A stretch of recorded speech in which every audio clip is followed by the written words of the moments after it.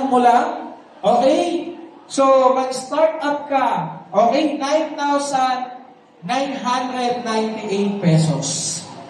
Ayan. So, yung 9,998, I'm sure ako yung iba problema ko pa kasi yan, Sir Eric, problema ko pa yan. Wala pa akong buong 10,000. Ayan. So, huwag kang mag-alala kasi bakit? Yung taong nagdala sa'yo, wala din pera. Tama ba?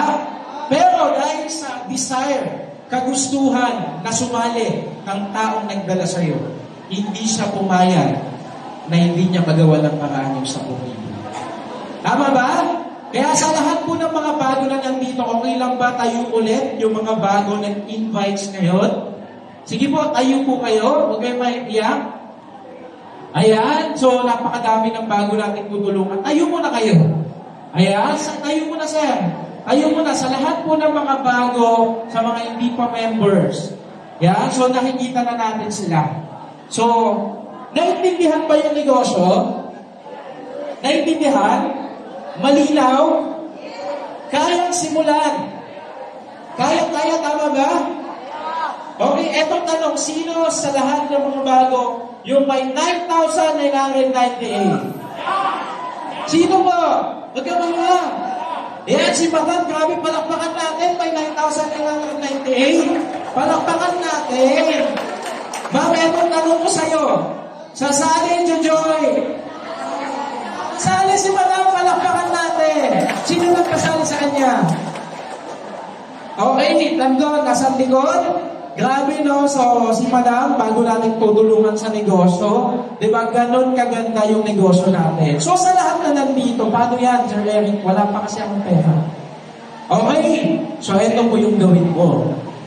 Gawan mo po ng paraan.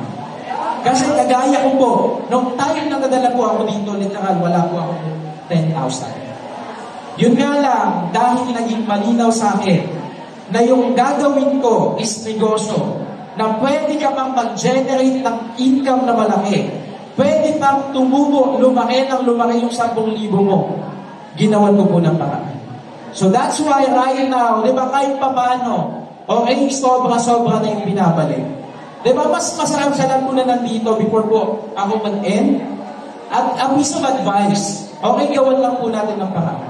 Lalong-lalo na kung ikaw mismo may pera ka ngayon, puro palabas, kasi tandaan mo, kung may pera ka ngayon, good for you. Kasi hindi lahat ng nadadala dito may pera. Tama po ba? Eto siya, sa lahat ng may pera ngayon, tsaka ako na pag-iisipan mo muna.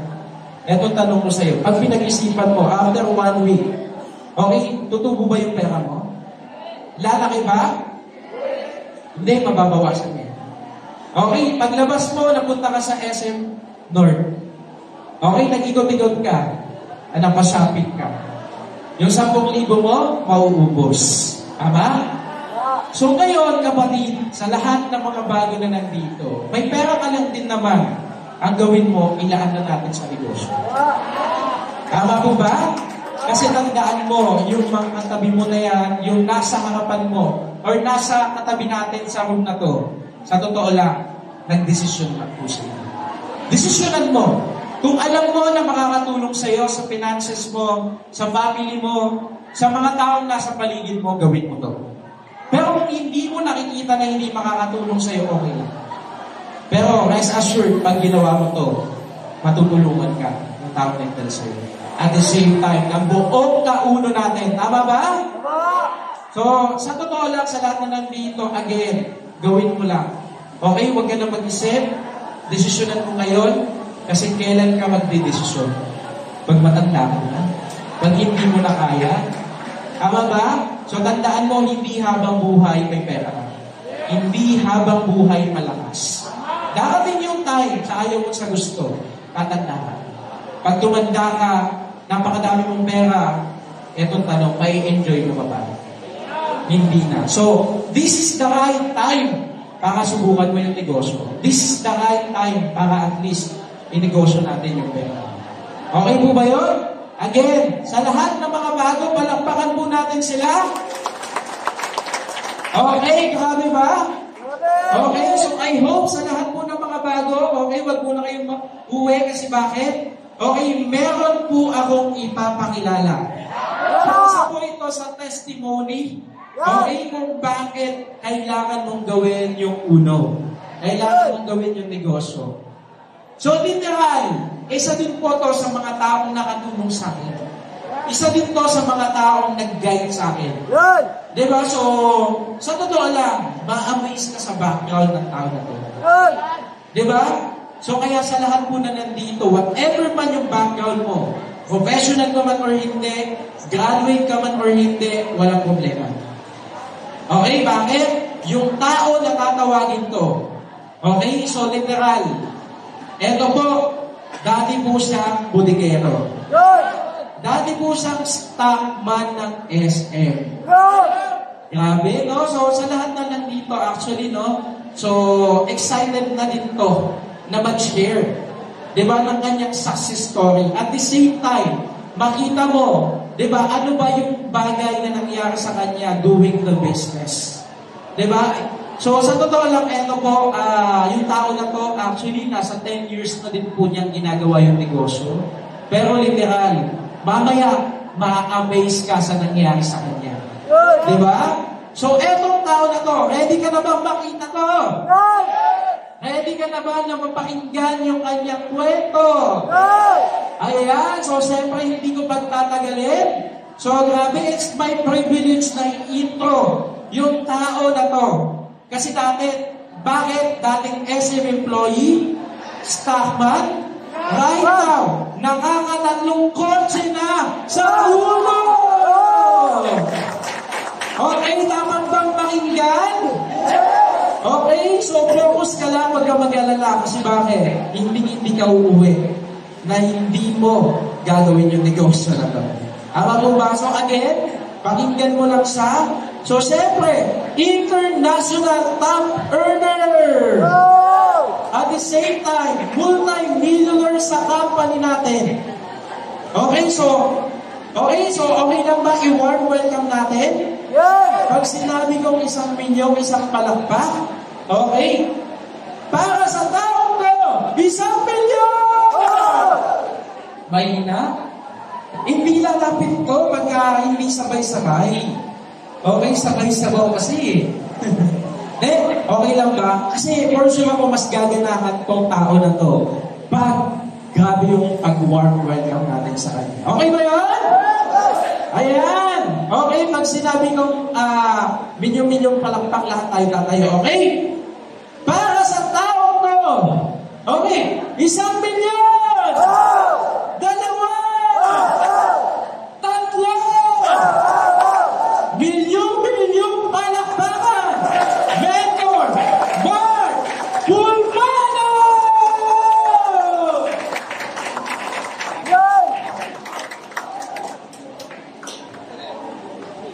Ayun, palakpakan naman natin si Coach Eric.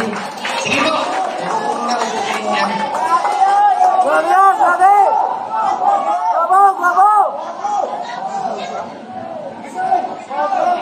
Hi!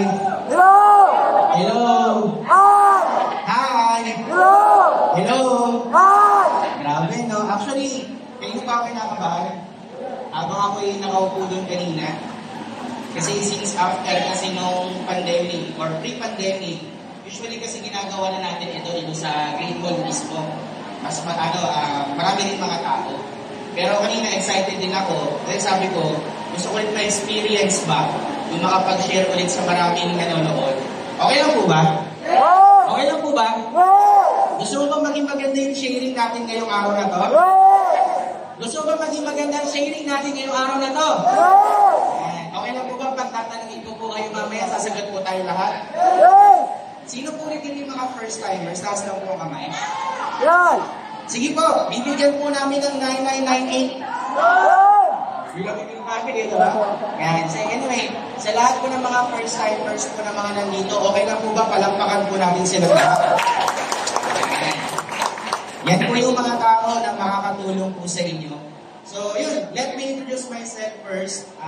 Hindi po ako nandito para i-convince kayo Andito po ako para mag-share. Yan. So, unang-una po sa lahat, okay lang ba palampakan natin si Lord kasi pinagsama-sama tayo. Ayan, Yan. So ako po, si Mark Pulmano. Yan. So, I'm from South Caloocan. Di taga-Caloocan po ba dito? Saan ka sa Caloocan, sir? Bagong Silang, North Caloocan. Sino pa? Saan ka, ma'am? Baisa. Dito ba ang part ng monumento, no? Sino pa? Saan ka, ma'am? Monumento. Medyo magkalapit tayo, ma'am. I'm from South Caloocan. Malapit po ako sa Old City Hall. Ako, dun sa may Libis. So, lumaki po dun si Mark, 33 years na po. Wala po ako 19 years old. Because Uno products touches my skin. Who touches yours? Anyway, yan. So, before po ako napunta sa negosyo natin, konting background po. At the age of 15 years old, nag-start na po ako magtrabaho. So, ako kayo is working student. Eh, syempre, hindi naman po kami mayaman. O ito po yung mayaman, ito yung mahirap, ito yung nasa gitna, nandito lang po kami. Yan. So, ako po yung panganay sa aming mga magkakapatid, nandito lang po kami. Meron akong dalawang kapatid na babae. Ang mga magulang ko po, mga pangkaraniwang empleyado. Yan. So, nag-decide ako magtrabaho at the age of 15. Ang first ko naging work dati, nag-work po ako as Greenwich crew. May naging crew po ba dito? Crew? Wala. Meron din. Oo. Ako po nag-crew sa Greenwich, Grand Central, yung nasunog. Ngayon, SM Grand Central na, ano ko doon, dining crew. And doon ko na-experience na pagka-crew sa isang fast food chain, hindi pa lang pwedeng petiks. Kailangan talaga gumagalaw ka. Di ba? Saka hindi ka makakauwi sa eksaktong oras. Kasi meron ka pang nilinisin na area. Eto malapit. Ang sweldo ko po dati, alam mo kung magkano? Alam mo kung magkano? Mas malaki pa bawal po eh. Oo, below 200. Kasi 4 hours duty lang dati. Nagtagal po ako doon dati, 2 months. Yan. Hanggang sa ako po'y nakapagtrabaho sa Robinson's Place, Manila. May nakakita na ba rito ng Robinson's Place, Manila? Ayun. Oo, 2005 hanggang 2007, nagtrabaho po ako doon as bilang downloader ng mga cellphone. Yung kausuhan ng Nokia, nagkaroon ba ito ng Nokia dati? Motorola, Samsung. Yeah. So, downloader po ako nun, music, games, things. 15 years old ako, hanggang 17 years old, sa negosyo ng tita ko. Ang oras po ng trabaho ko dati, kinikwento ko lang para kahit paano makilala ko kahit konti. Ang oras ng trabaho ko dati, from 10 a.m. hanggang 11 p.m. ng gabi. Ang sweldo ko po nun dati, 150 pesos lang. Bakit ko pinikwento? Hindi para ikawaan mo ako. Kasi way back, na po ako, masipag na. Kasi mas gusto ko kasing nakakapag-abot ng pera sa magulang. Isa ako yung lagi nang hingi. Tama mali?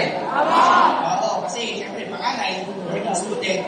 Until such time, 2 years ako doon, 2007, tumawag yung tita ko from SM Cubao. Si tita kasi